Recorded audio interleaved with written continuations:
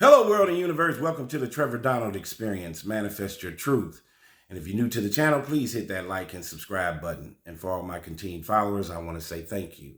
And this is an opinion-based video channel where I try to open your eyes and ears up to some of the travails and tribulations that take place throughout our cities, our states, our country, and sometimes around the world. And I got a story for you that's straight out of Mississippi. And of course, we know from a historical perspective all of the racism and segregation that has taken place when you in this country and in that state. When you think of Southern segregation, the first state you think about is Mississippi. And when we talk about post-modern day slavery, what is your new way, or what is the system's new way of cheap labor? Well, here recently, I believe, with this influx of illegal migrants, 12 to 20 million individuals that have crossed our borders, I think they've been allowed here for that purpose. One of those purposes is for cheap labor. But what has preceded this migrant issue? It's incarceration, prisoners working for pennies on the dollar or even working for free. And this has taken place for many, many decades and centuries. And what you'll find, it's not ironic, that many of these prisons in America are in small towns where 70% of the city is dependent on the income from those prisons and this cheap labor. Like Marion, Illinois, you have the prison in Marion. It's in a small town, Marion, Illinois. Here in St. Louis, you have prisons like in Farmington, Missouri.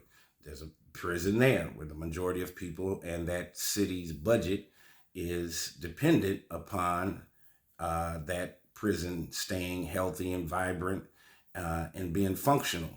And in which way does it stay functional?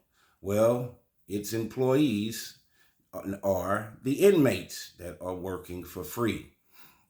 Mind you, you still have this dichotomy where correctional officers are underpaid and overwhelmed, and there is an understaffing of COs, correctional officers, in today's time throughout our city jails, county jails, and our prisons. There are not enough. That creates a public safety issue. But let's talk about the safety and the conditions of a particular prison in Mississippi called Parchman. Parchman Prison, Unit 29, deemed unsafe. Where will 625 Mississippi inmates go? And mind you, Jay-Z, famous rapper, Yo Gotti, they have mentioned and filed lawsuits against this particular prison and its uncivilized conditions. And they've talked about it in their songs, and they've even filed lawsuits to get this place closed. So, for example, Cell 72 needs light bulbs, complaining of rats and roaches. Cell 81, no power, no water at lavatory sink. Cell 82 has black mold in shower, no power, no water at lavatory sink. A health inspector's tersely worded report details grim conditions he found inside Unit 29 during a 2019 inspection of the Mississippi State Penitentiary at Parchman. Unit 29 holds about 1,000 of the state's most violent inmates, according to the Mississippi Department of Corrections, MDOC. It's where much of the deadly violence that broke out in prisons across the state recently had been concentrated. So most of the deadly violence happened in this Parchman prison, Unit 29. Jay-Z has filed lawsuits. There's been deaths, riots, gang violence, and this is what you need to know about Mississippi's troubled prisons. Jay-Z, Yo Gotti, followed through on lawsuits over Mississippi prisons. Lives are in peril. Over the course of a week in late December and early January of a couple of years ago, 5 inmates were killed, including 3 at Parchman. Around that same time, 2 men escaped from Parchman and later were recaptured. Now, MDOC, which is Mississippi Department of Corrections, has deemed Unit 29 unsafe due to age and general deterioration.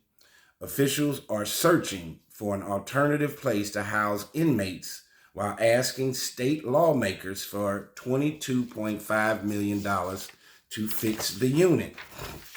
MDOC has found temporary cells in a private prison for 375 Parchman inmates. The agency entered into a 90-day contract with Core Civic, which runs the Tallahatchie County Correctional Facility at a cost of more than $2 million. Now look at these numbers in this budget. This is all about money. That leaves 625 Unit 29 inmates remaining. A news release from MDOC said the officials must find a place to house them, but did not offer any ideas on where that could be. Responding to a Clarion Ledger request for comment, MDOC spokeswoman Grace Fisher said there is no additional information to add about the housing search. Here again, this is about money. MDOC asked for money. On August 30th, MDOC Commissioner Felicia Hall wrote a letter to lawmakers. This facility, originally constructed in 1980 and renovated in 1996, has become unsafe for staff and inmates due to age and general deterioration, Hall said in her letter, according to the release. The agency is requesting an allocation of more than $420 million for the fiscal year of 2021. So this is a few years ago, which amounts to a 23% increase. In addition to the $22.5 million MDOC wants to set aside for renovating Unit 29, the agency is also asking for the following. Remember, this is about money. Profit over people. $8.3 million to raise the current starting salary for correctional officers. And this is what they were being paid, from $25,650.41. They want to raise it to $30,369.82. How can you live on that salary? And you putting your life on the line every day. This is based on the average hiring salary in neighboring states.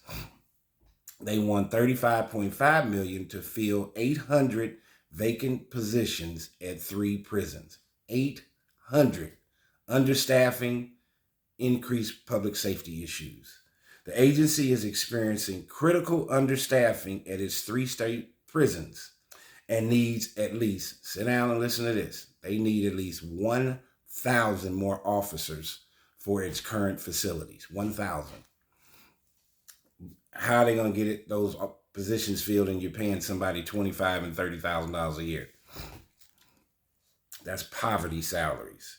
The number of officers has continued to dwindle as the agency's pay has not kept up or kept pace with industry salaries and other professions. On July 1st, correctional officers, along with many other public employees, saw a 3% pay increase. 3%. Despite that, Hall said in a statement, Mississippi salaries are still the lowest in the country. Mississippi has the 3rd highest incarceration rate in the country. Mississippi has the 3rd highest. MDOC currently has about 19,000 people in custody. And it says, empty prison is not an option. MDOC says, an empty prison. So here's an empty prison that they could use. A prison in Leake County, the Walnut Grove Correctional Facility, sits empty. In 2016, MDOC closed the prison, which was privately run, citing budget cuts and a declining number of inmates. See that? You need inmates in order for the prison to function and be profitable. This is a cautionary tale, young people, and all folks that are committing crimes. They cannot wait to arrest you and send you to prison and have you work there for free. Cheap labor. The decision devastated the local community. Remember, most of these prisons are in small towns, and 70% of the people that live there work in some capacity for these prisons. It's their number one source of their economy. Last year, a consultant from Walnut Grove told the Clarion Ledger the facility could be fully operational with about $1 million worth of improvements. Reopening the Walnut Grove prison could save taxpayers tens of millions of dollars and create hundreds of jobs in central Mississippi. However, MDOC officials say that the Walnut Grove Correctional Facility is not an option because of staffing and resource shortage. The department lacks the staff and resources to operate the former private prison, MDOC released in its statement.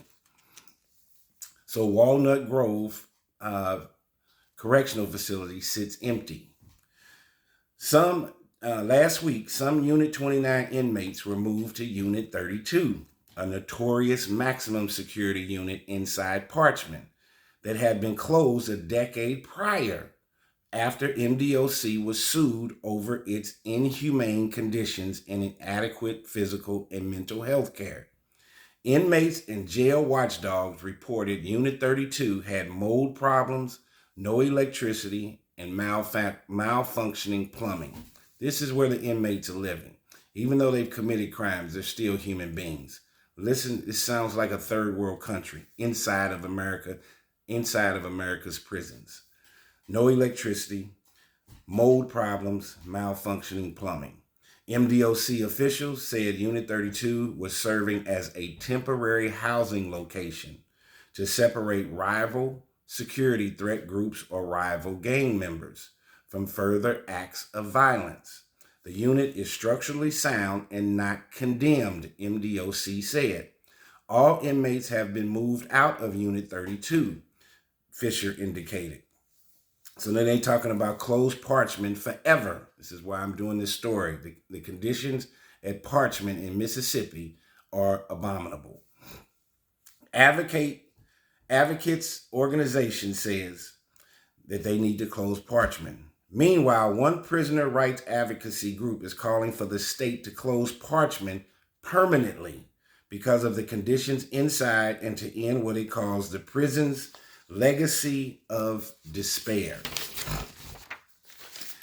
In 1901, the state of Mississippi purchased land in Sunflower County for what would become known as Parchman Farm.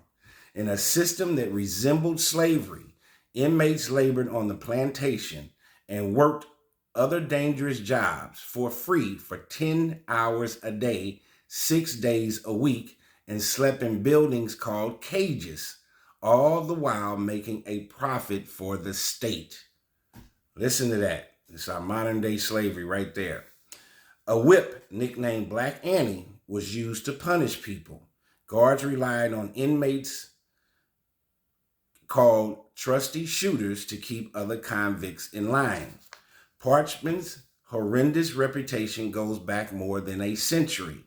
It's a place of hopelessness, said Kevin Ring, president of Families Against Mandatory Minimums, in a statement.